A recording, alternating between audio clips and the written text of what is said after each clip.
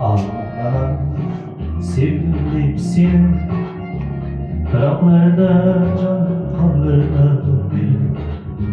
Akşamları oynayman seni, hicran dünyası yaklaşma beni.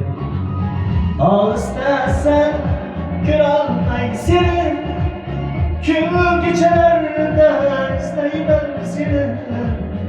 Bu kalbimde yanar alamsa, ateşlerge canım beşleme beni.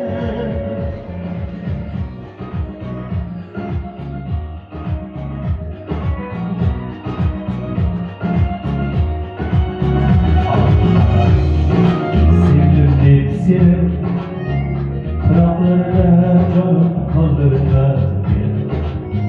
Akşamları oynayman seni, hicran dünyası yaklaşma. İstersen kül almayı seni, kül gecelerde izleymen seni. Bu kalbimde yanar alamsa, ateşlerge canım beşleme beni.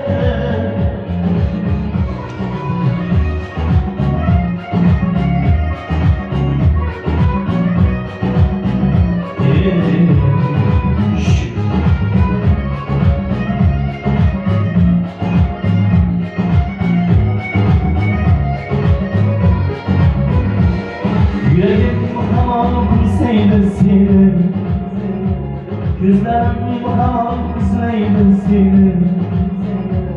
Yüreğim hamam seylesin, azarım ermanım köpürgün buhar.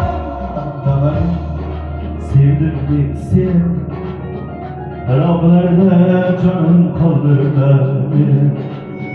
Akşamları izleymen seni, hicran dünyası yaklaşma beni.